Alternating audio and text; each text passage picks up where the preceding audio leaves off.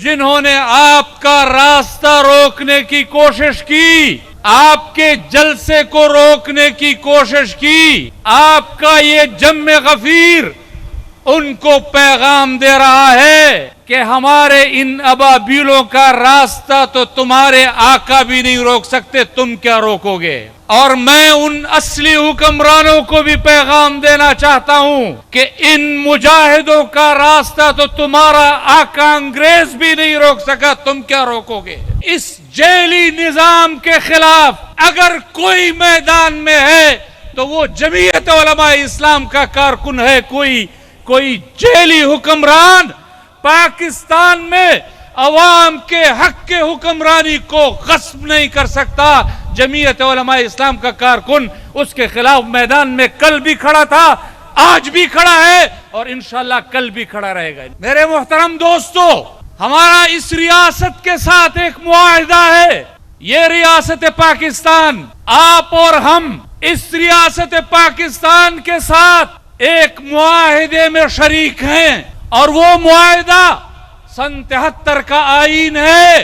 ने मुझे मेरे जान के हक की हिफाजत की जमानत भी दी है, मेरे माल के हक की हिफाजत की जमानत भी दी है, मेरे इज्जत व आबरू के हक की जमानत भी दी है, मेरे समाजी हुकूक की हिफाजत की जिम्मेदारी भी उठाई है, मेरे माशरती हुकूक की हिफाजत की जिम्मेदारी भी उठाई है और मेरे मजहबी हुकूक की हिफाजत की जिम्मेदारी भी उठाई है। तो फूलनगर के मेरे दोस्तों, आइए आज आप और हम इस रियासत और इस हुकूमत के साथ एक सवाल और जवाब कर लेते हैं कि आपने हमें जिस मुआहिदे में शरीक किया है, आपने मुझे मेरे शहरियत के बदले में, मेरे टैक्स के बदले में मुझे जो हुकूक देने हैं, आप उन हुकूक को देने में नाकाम क्यों हो गए हैं। आपने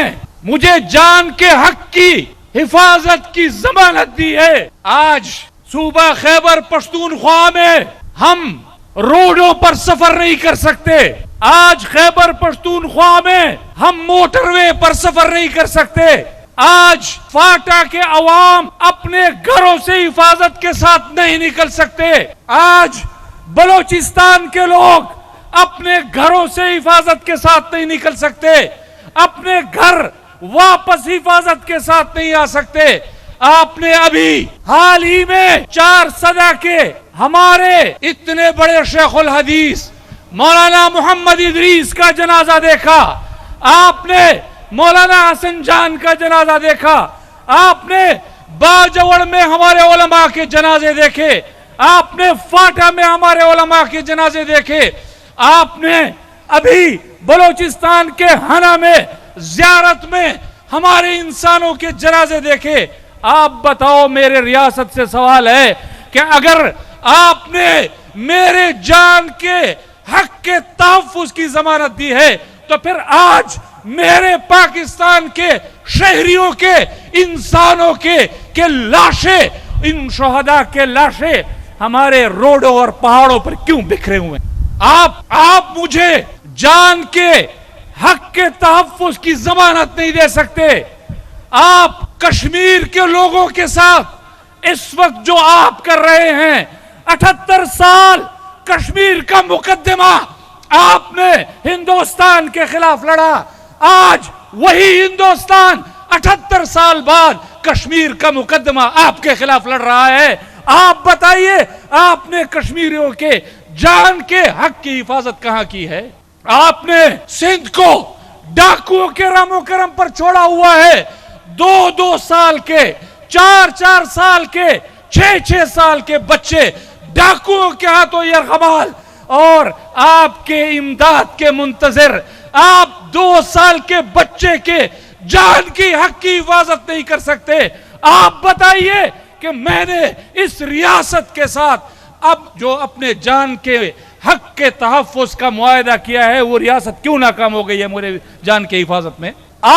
आपने मेरे माल की, मुझे माश की हक के तहफ्फुज की जिम्मेदारी आपने उठाई है। آپ کے پاس پنجاب میں عیاشی کے لیے 13 ارب کا جہاز لینے کے لیے تو پیسہ موجود ہے، لیکن پنجاب کے لوگوں پر وہ پیسہ خرچ کرنے کے لیے موجود نہیں ہے۔ آپ کے پاس سندھ میں ماہانہ 100 ارب روپیہ کرپشن کے ذریعے اٹھا کر اسمبلیاں خریدنے کے لیے تو پیسہ موجود ہے، عوام کو دینے کے لیے آپ کے پاس پیسہ موجود نہیں ہے۔ آپ کے پاس خیبر پختونخوا میں وہ لوگ جو اپنے آپ کو پاک شفاف کہتے ہیں، ان کے پاس انہوں نے بھی پیپلز پارٹی سے طریقہ سیکھ لیا ہے کہ پیسے کماؤ اور پھر اسمبلیاں خریدو، پھر سیٹیں خریدو، پھر حکومتیں خریدو۔ تو اگر آپ ہمارے جان کے حق کے تحفظ کی ضمانت نہیں دے سکتے، ہمارے مال کے حق کے تحفظ کی ضمانت نہیں دے سکتے، پورے خطے میں اگر پٹرول کی قیمتیں سب سے زیادہ ہیں تو وہ پاکستان میں ہے، پورے خطے میں اگر بجلی کی قیمتیں سب سے زیادہ ہیں تو وہ پاکستان میں ہیں۔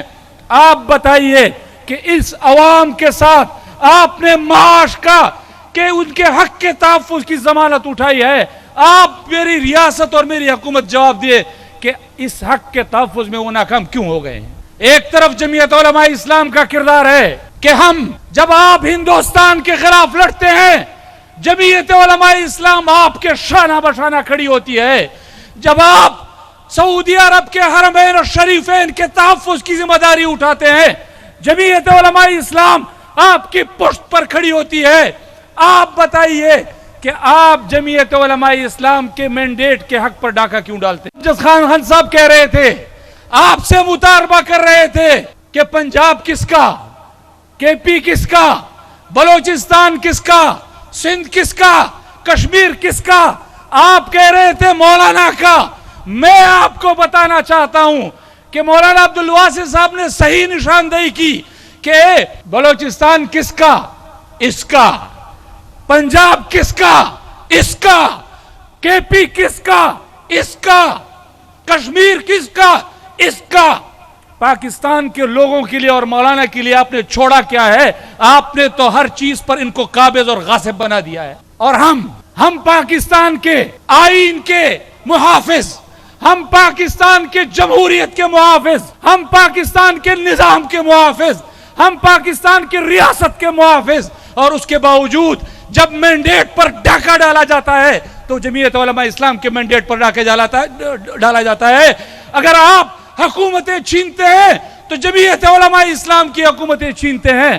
آپ نے کے پی کی حکومت کو جمعیت سے چھینا، آپ نے بلوچستان کی حکومت کو جمعیت سے چھینا، آپ نے ابھی گلگت بلتستان میں جمعیت کے مینڈیٹ پر شب خون مارا ہے۔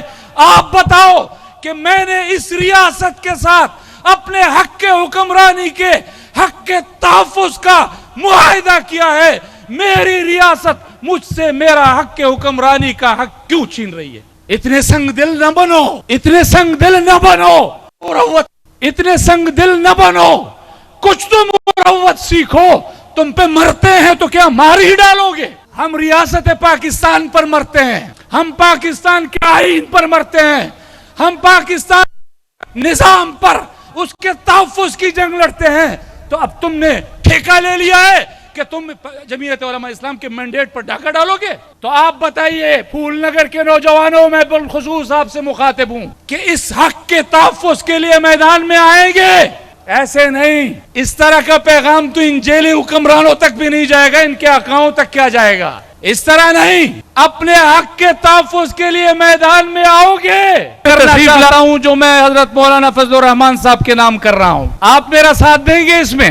یہ احمد فراز کی نظم میں اپنے قائد کے نام کرتے ہوئے اپنے حکمرانوں کو پیغام دے رہا ہوں کہ تم لوگ جمعیت کی آواز کو دبانے کی کوشش کرو گے، تم جتنا اس کو دباؤ گے اتنا یہ آواز ابھرے گی، اور انشاءاللہ یہی پاکستان میں انقلاب کے اور بہار کی نوید ہوگی۔ تو وہ احمد فراز نے ایک نظم میں کہا ہے کہ میرے تن کے زخم نہ گن، میرے تن کے زخم نہ گن، ابھی میرے آنکھ میں ابھی نور ہے، میرے بازوؤں پہ نگاہ کر، جو غرور تھا وہ غرور ہے، اور مجھے دیکھ قبضے تیغ پر ابھی میرے کف کی گرفت ہے، مجھے دیکھ قبضے تیغ پر، ابھی میرے کف کی گرفت ہے، بڑا منتقم ہے میرا لہو، یہ میرے نسب کی سرشت ہے، اور میں اسی قبیلے کا فرد ہوں جو حریف سیل بلا رہا، میں اسی قبیلے کا فرد ہوں جو حریف سیل بلا رہا، اسے مرگزار کا خوف کیا جو کفن بدوش صدا رہا۔ سو میرے غنیم نہ بھول تو کہ ہر ستم کی شب کو زوال ہے، سو میرے غنیم نہ بھول تو کہ ہر ستم کی شب کو زوال ہے، اور میرے غنیم نہ بھول تو کہ ہر ستم کی شب کو زوال ہے، تیرا جبر ظلم بلا سہی میرا حوصلہ بھی کمال ہے، اور تجھے مان جوشن و گرز پر مجھے ناز زخم بدن پہ ہے، یہی نام بر ہے بہار کا جو گلاب میرے کفن پہ ہے۔